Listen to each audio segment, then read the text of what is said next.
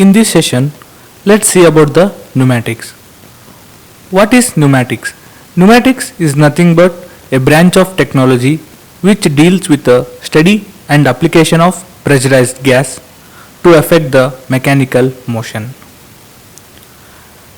A pneumatic system is a system that uses compressed air to transmit and control energy. Pneumatic systems are used in controlling train doors, automatic production lines and mechanical clamps, etc. The main components in pneumatics are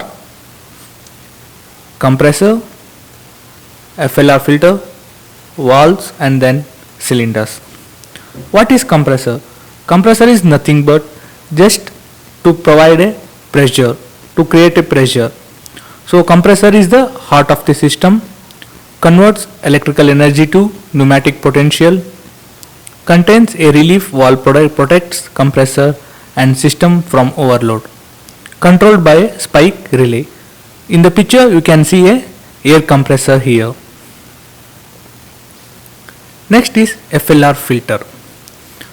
So for here filter is used to remove the impurities that present in the compressed air before it is fed into the pneumatic components. Then pressure regulator. Pressure regulator is used to stabilize the pressure and regulate the operation of pneumatic components. Then lubricator. So lubricator is just used to lubricate the pneumatic components. So here you can see the FLR filter. This is a filter and this part is a pressure regulator and the last part is lubricator. Next, coming to the valves. Here we have 2x2 valve, 3x2 valve, 4x2 valve and 5x2 valve. These all are the directional valves we are using in pneumatics.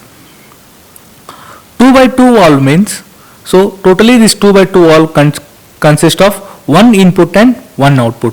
That's why it is called as 2x2 valve. This 2 represents the number of terms, that is on and off. So this will be common for all the valves, and these 2 represents the number of input outputs. So here we have one input and one output. That's why it is 2x2 valve. Here you can see the valve picture.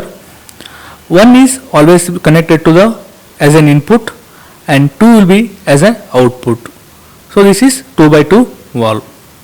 Next, coming to the 3x2 valves. 3x2 valves consist of one input, one output and one exhaust. Here you can see one is always an input side and 2 is always output, and here 3 is the exhaust. Here you can see the picture of the 3x2 valve here. And next, coming to 4x2 valves.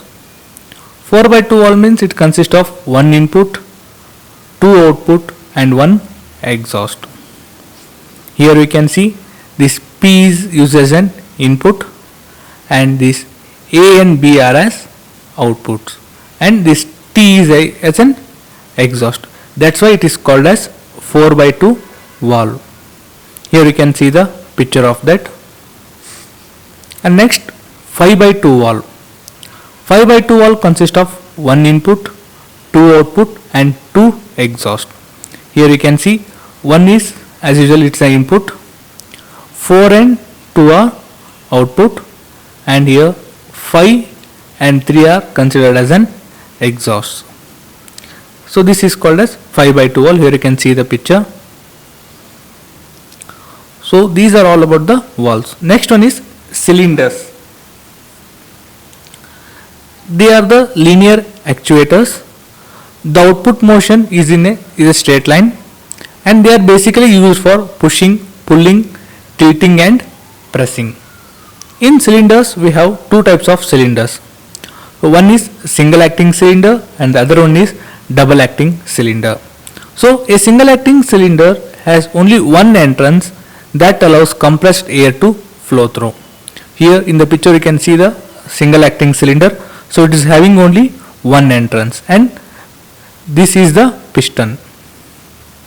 So whenever you create a pressure in this entrance, the piston will move outside in this forward direction.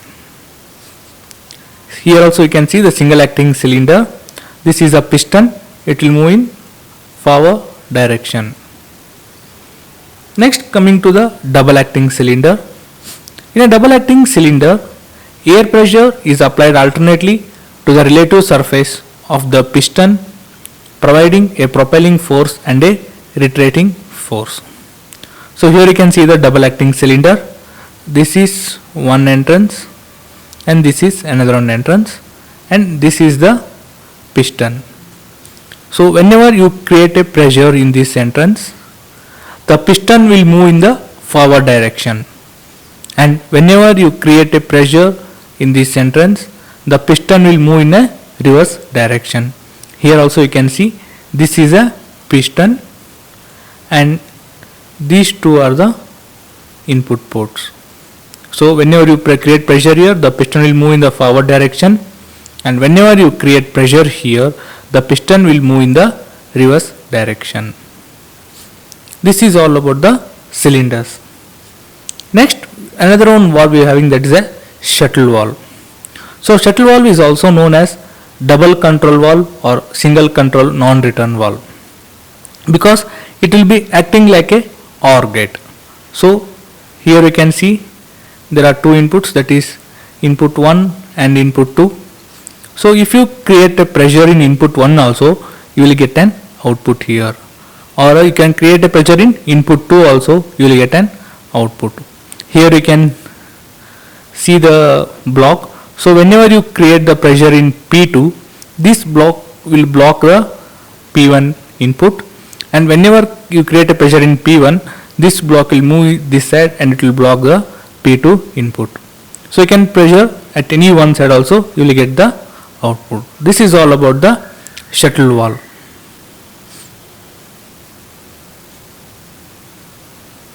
Next, coming to the general methods in pneumatics.